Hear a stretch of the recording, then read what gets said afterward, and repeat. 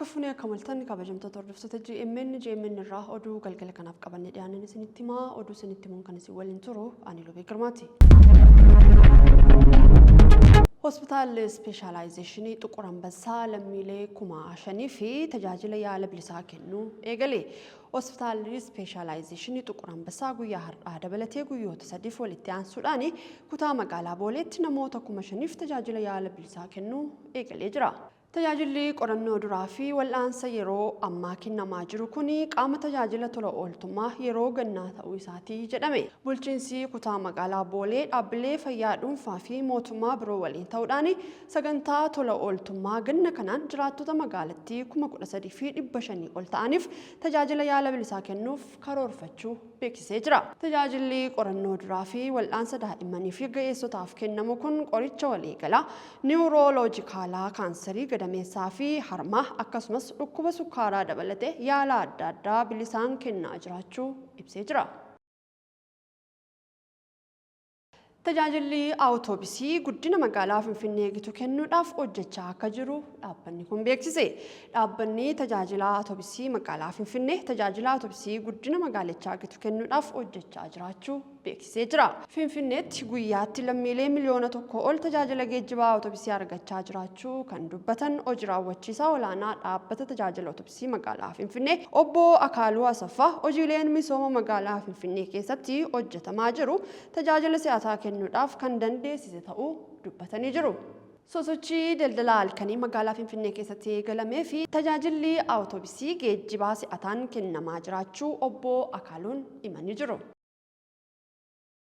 Federeeshiniin Kaaraatee Itoophiyaa fi Afrikaa Kibbaa waloodhaan hojjechuudhaaf walii galan. Federeeshiniin Kaaraatee Itoophiyaa fi Afrikaa Kibbaa waloon hojjechuudhaaf walii galtee mallatteessanii jiru.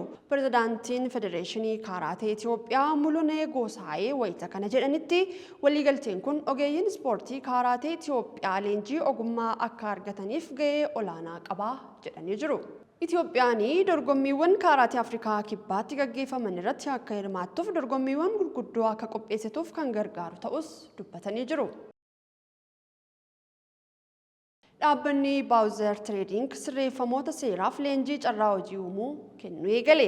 Dhaabbanni Baawuzer Trading Komishinii Manneen Sirreessaa Oromiyaa waliin ta'uudhaan sirreeffamoota seeraa bulchiinsa magaalaa Shaggar kutaa bulchiinsa Galaan Guddaa aanaa Daalatti leenjiiwwan ogummaa garaagaraa sirreeffamoota guyyaa 45f turu eegalchisee jira. Girmaa Guddisaa dabalata qaba. Dhaabbanni Baawuzer Trading sirreeffamtoota seeraaf leenjii carraa hojii uumuu kennuu eegale.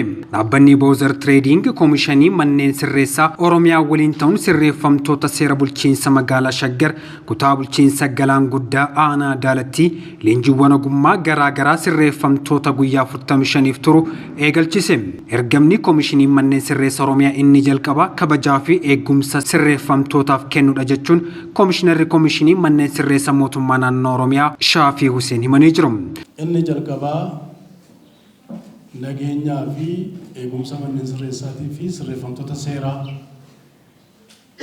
manneen murtii balleessummaa isaaniitti mirkaneessee gama keessatti argee fi beellamaan nutti eegumsa gochuu kunuunsuu kana gochuudhaaf yaaliiwwan gurguddaa godhaa turre jirra. Hundaas baroota jijjiiramaatii as dhugaa dubbachuudhaaf yoo sirreeffamtoonni seeraa kabajamanii akka namaatti ulfinni kennamee fi mirgi isaan qaban eegamee fi murtee isaanii seeraan akka raawwatamu godhamaa jira. Kana keessatti manni sirreessaa Shaggar immoo gahee olaanaa taphataa jira.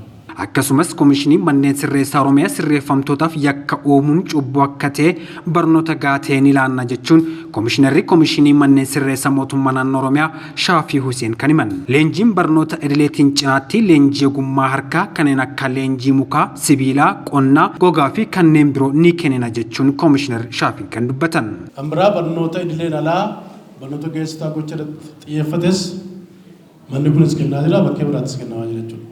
Hunda caalaa leenjii ogummaati. Sirreessuu kana wajjin wal qabate. Hojiin misoomaa baay'een jiru. Hojiin qonnaa, hojiin horsiisuu, hojiin maali jiru. Hunda caalaa hojiin ogummaa harkaa. hojiin wayyaa hodhuu, hojiin huccuu hodhuu, hojiin mukaa, hojiin sibiilaa. Manni kun immoo hojii gogaa hojjetanii bu'aawwan gogaa baay'eetu mana kana jiru. Kanaaf namni turtii isaa keessatti kan kanaan dura ogummaa hin qabne ogummaa gonfatee, kan barnoota hin qabne baratee waan lama godha. Gama tokkoon as yeroo jiru as taa'ee maatii isaa gargaara. Karaa kan biraatiin gaafa asii bahu hawaasatti deebi'utti gaafa deebi'u ogummaa garaa garaa gonfatee galee sosochii hawaasa dinagdee keessatti taasifamu keessatti gahee leencaa taphata. Sirreeffamtoonni ogummaa harkaatiin leenjii gahaa fudhatan yeroo mana sirreeffamaa keessaa bahan of danda'u keessa darbee maatii fi hawaasa isaaniif tajaajila guddaa kennuu ni danda'u jechuun Koomishinar Shaafiin kan himan. Manni sirreeffamaa bakka namoonni itti hidhaman qofa osoo hin taane bakka sirreeffamtoonni ogummaa garaagaraa itti fudhatanidha jechuun hojii gaggeessaa fi abbaan qabeenya dhaabbata Baawuzar Tireeding Mohaammed Said himanii jiru. ማረሚያ ቤት መታረሚያ ቦታ ብቻ ሳይሆን የህይወት ለውጥ ቦታ ሊሆን ይችላል። የሙያ ስልጠና በተለይም በጨርቃጨርቅ ስፌት ላይ ለታራሚ ግለሰቦች ህይወታቸውን መልሰው እንዲገነቡ በራስ መተማመን ጨምሮ የስራቸው ሳንዲኖራቸው እና በክብር ወደ ማህበረሰቡ እንዲቀላቀሉ እድል ከመስጠት ባሻገር ለሀገሪቱ ኢኮኖሚ ጠንካራ ጠቀሜታ አለው። akkasumas leenjii dhaabbanni keenya kennu kun gara fuulduraattis kan itti fufudha jechuun obbo Mohaammed kan himan. Raashiyaatti waggoota 500 booda voolkaanoon dho'e. Baafagoo Raashiyaa odolaa tokko keessatti waggoota 500 booda yeroo jalqabaatiif kan dho'e voolkaanoon kun torbee darbee kirkira lafaa mudateen waliin kan wal qabatu ta'uu danda'a jechuudhaan ogeeyyiin himanii jiru. Torbee darbee kirkirri lafaa humna 8.8 Raashiyaa mudateen booda kirkirri lafaa guddaan torban hedduudhaaf akka mudatu ogeeyyiin akeekkachiisanii jiru. Ministeerri balaa tasaa Raashiyaas naannoo sanatti aarri cimaan voolkaanoo irraa mul'achaa jiraatus naannoo uummanni itti baay'atu irratti balaan akka hin jirre beeksisee jira. Kirkirri lafaa safara reektaal iskeera 7 ta'e dho'iinsa voolkaanoo erga mudatee sa'aatii muraasa booda odola Kuriil kan mudate ta'uu dhaabbati oduu Raashiyaa RIA ministeera balaa tasaa Raashiyaa obeeffachuudhaan gabaasee jira.